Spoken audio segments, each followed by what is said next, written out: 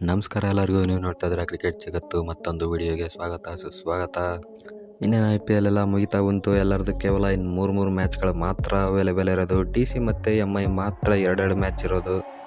ಈ ಟೈಮಲ್ಲಿ ಪಾಯಿಂಟ್ಸ್ ಟೇಬಲಲ್ಲಿ ದೊಡ್ಡ ಸಮುದ್ರದಲ್ಲಿ ಅಲೆ ಹೇಳೋ ಥರ ದೊಡ್ಡ ಒಂದು ಬಿರುಗಾಳಿ ಸುನಾಮಿನೇ ಎದ್ದಿದೆ ಅಂತ ಹೇಳ್ಬೋದು. ಪಾಯಿಂಟ್ಸ್ ಟೇಬಲ್ ಒಂಥರ ಅಲ್ಲೋಲ ಕಲ್ಲೋಲ ಆಗಿದೆ. ಎಲ್ಲರೂ ಧೂಳೆ ಬಸ್ತಾ ಇದ್ದಾರೆ ಪಾಯಿಂಟ್ಸ್ ಟೇಬಲಲ್ಲಿ. ಇಷ್ಟೊಂದು ಟೈಟ್ ಪಾಯಿಂಟ್ಸ್ ಟೇಬಲ್ನ ನಾನು ಯಾವತ್ತೂ ನೋಡೇ ಇರಲಿಲ್ಲ. ಯಾವ ಸೀಸನಲ್ಲೂ ಇಷ್ಟು ಟೈಟ್ ಆಗೇ ಇರಲಿಲ್ಲ. 11 ಮ್ಯಾಚ್ ಆಗಿದೆ ಎಲ್ಲರದು ಆಲ್ಮೋಸ್ಟು.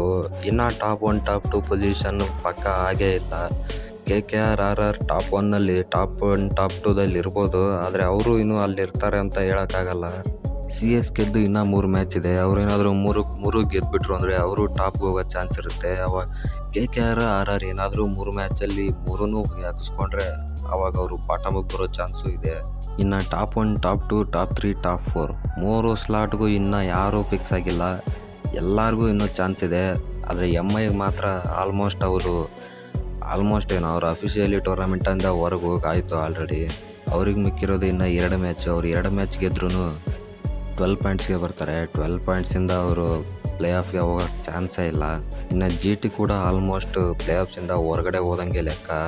ಅವ್ರಿಗಿನ್ನ 3 ಮ್ಯಾಚ್ ಇರ್ಬೋದು. ಅವರು ಕೂಡ 14 ಪಾಯಿಂಟ್ಸ್ಗೆ ಬರ್ಬೋದು. ಆದರೆ ಅವ್ರ ರನ್ ರೇಟು ಸಿಕ್ಕಾಪಟ್ಟೆ ಎಕ್ಕೊಟ್ಟೋಗಿದೆ. ಅವರು ಹೆವಿ ಮಾರ್ಜಿನಲ್ಲಿ ಗೆಲ್ತಾರೆ ಅಂದರೆ ಅದು ಸಾಧ್ಯನೇ ಇಲ್ಲ ಅಂತ ಹೇಳ್ಬೋದು ಅವ್ರು ಆಡ್ತಾ ಇರೋ ಕ್ರಿಕೆಟ್ಗೆ. ಪಾಯಿಂಟ್ಸ್ ಟೇಬಲ್ ಯಾವ ಥರ ಇದೆ ಅಂತ ಒಂದು ಸಲ ನೀಟಾಗಿ ನೋಡ್ಬಿಡೋಣ. KKR 11 ಮ್ಯಾಚಲ್ಲಿ 8 ಮ್ಯಾಚ್ನ ಗೆದ್ದು 3 ಮ್ಯಾಚ್ನ ಸೋತಿದ್ದಾರೆ. ಪ್ಲಸ್ 1.453 ರನ್ ರೇಟಲ್ಲಿ 16 ಪಾಯಿಂಟ್ಸಲ್ಲಿ ಟಾಪ್ 1ನಲ್ಲಿದ್ದಾರೆ. 2ನೇ ಸ್ಥಾನದಲ್ಲಿ RR ಅವರು 11 ಮ್ಯಾಚಲ್ಲಿ 8 ಮ್ಯಾಚ್ನ ಗೆದ್ದು 3 ಮ್ಯಾಚ್ನ ಸೋತಿದ್ದಾರೆ. ಅವರು KKR ಥರನೇ, ಆದರೆ ರನ್ ರೇಟಲ್ಲಿ ಅವ್ರಿಗಿಂತ ಕೆಳಗಡೆ ಇರೋದ್ರಿಂದ ಅವರು ಟಾಪ್ 2ನಲ್ಲಿದ್ದಾರೆ. 0.476 ರನ್ ರೇಟಲ್ಲಿ 16 ಪಾಯಿಂಟ್ಸಲ್ಲಿದ್ದಾರೆ. ಇನ್ನು 3ನೇ ಸ್ಥಾನದಲ್ಲಿ CSK 11 ಮ್ಯಾಚಲ್ಲಿ 6 ಮ್ಯಾಚ್ನ ಗೆದ್ದು 5 ಮ್ಯಾಚ್ನ ಸೋತಿದ್ದಾರೆ.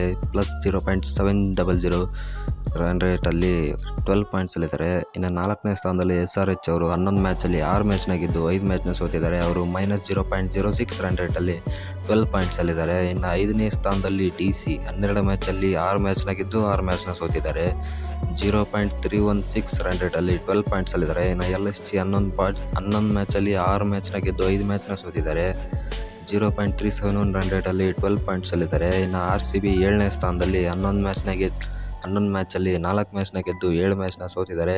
-0.04 ರನ್ ರೇಟಲ್ಲಿ 8 ಪಾಯಿಂಟ್ಸಲ್ಲಿದ್ದಾರೆ.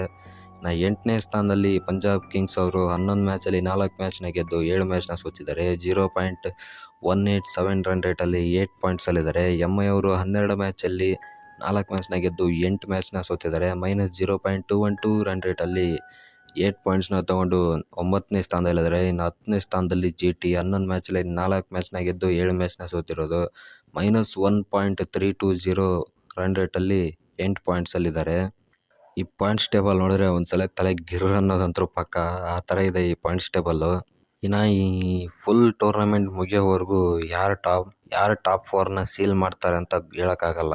ಆದರೆ ಪ್ಲೇ ಆಫಲ್ಲಿ KKR RR ಅಂತೂ ಪಕ್ಕ ಇದ್ದೇ ಇರ್ತಾರೆ. ಯಾಕಂದರೆ ಅವ್ರು 16 ಪಾಯಿಂಟ್ಸಲ್ಲಿ ಇರೋದ್ರಿಂದ ಇನ್ಯಾರೇ ಪ್ಲೇ ಆಫ್ಸಿಗೆ ಎಂಟ್ರಿ ಆದರೂ 16 ಪಾಯಿಂಟ್ಸ್ಗಿಂತ ಕೆಳಗಡೆ ಯಾರು ಕ್ಲಿಯರ್ ಮಾಡಿದ್ರೂ ಅವರು ಪ್ಲೇ ಆಫಿಗೆ ಬರಲ್ಲ. ಅದಕ್ಕೋಸ್ಕರ KKR ಮತ್ತು RR ಪ್ಲೇ ಆಫ್ ಜಾಗನ ಸೀಲ್ ಮಾಡಿದ್ದಾರೆ ಅಂತ ಹೇಳ್ಬೋದು. ಇನ್ನು ಅವ್ರ ಜೊತೆ ಇನ್ನೂ 2 ಸ್ಲಾಟಲ್ಲಿ ಯಾರು ಬರ್ತಾರೆ ಅನ್ನೋದೇ ಡೌಟು. ನೋಡೋಣ, ಕಾದು ನೋಡಬೇಕಾಗುತ್ತೆ. ಸಿಗೋಣ ಮುಂದಿನ ವಿಡಿಯೋದಲ್ಲಿ.